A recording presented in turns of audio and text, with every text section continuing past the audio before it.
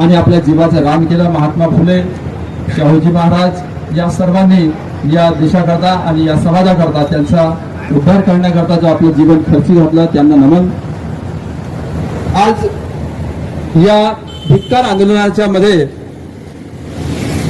सर्व महाराष्ट्र सरकार तसेच केंद्र सरकारचा मी धिक्कार करीत आहे. कारण आता लोक आपले शिकायला लागलेले आहेत.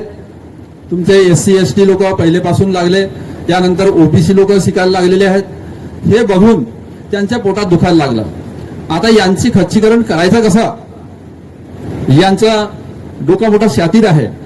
यांना तोडा, फोडा आणि राज्य करा. इंग्रजांचं जे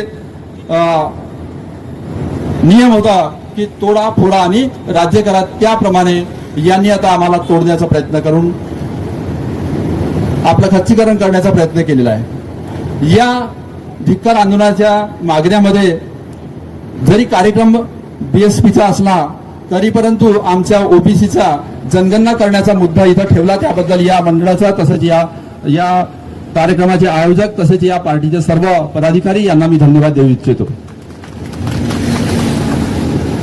तुम्ही बहुजन लोक सगळ्यांना घेऊन चालण्याचा प्रयत्न करत आहोत, परंतु इथले काही सवर्ण समुदाय हे तुम्हाला दाबून ठेवणे, बहुजनांना दाबून ठेवणे, हे पुढे आलेच नाही पाहिजे, हे यांच्या डोक्यावर आलंच नाही पाहिजे, हे गुलामच राहिले पाहिजे आणि आम्ही शासक राहिलो पाहिजे, अशा उद्देशाने हे नवीन नवीन प्रोग्राम आणत असतात. अशा प्रकारचा पहिला प्रोग्राम 2016 मध्ये पहिल्यांदा OBC आयोग स्थापन केला.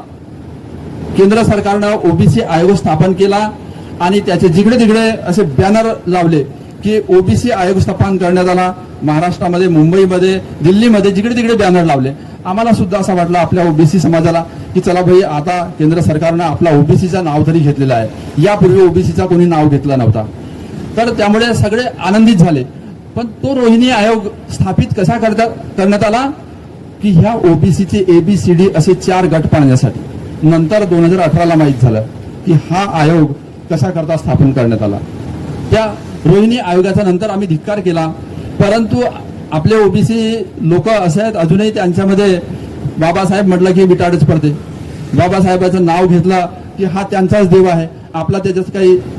इव्हन आम्ही सुद्धा तसेच होतो. 20 वर्षाच्या अगोदर आम्हालाही तेच होतं. पण आम्ही जेव्हा ह्या OBC मोर्चामध्ये मीटिंगमध्ये गेलो तेव्हा आम्हाला समजलं आणि त्यानंतर आम्ही लोकांना परिवर्तन करण्याचा प्रयत्न करत आहोत, झटत आहोत, तरी परंतु आपला समाज आम्हाला पाहिजे तसा प्रतिसाद देत नाही. आता सध्या थोडा मागच्या वर्षीपासून लोकांमध्ये जागृती होत आहे, याबद्दल थोडासा आनंद वाटत आहे.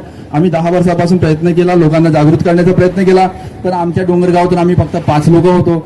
आता मागचा नागपूरला जो मोर्चा झालेला आहे त्यामध्ये आपल्या गावातून 5 गाड्या आल्या. एवढा बोलून आमचा जीव भरल्यासारखा वाटला का 10 वर्षाच्या बाद आमचं कार्य हे थोडंसं सफल होत आहे. पण पुढे अजून वाढतील. तर एकंदरीत या लोकांनी बरंच काही आपल्याला दाबून ठेवण्याचा प्रयत्न केलेला आहे. याबद्दल मी सर्व गव्हर्नमेंटचा, महाराष्ट्र तसेच इतर केंद्र सरकारचा मी जाहीर धिक्कार करतो. आणि आपण आमच्या OBCचा मुद्दा इथं लावला त्याबद्दल तुमचा अभिनंदन आणि आभार मानतो. आणि थोडक्यात बस 2 मिनिटं आपला बोलणं संपवतो. धन्यवाद.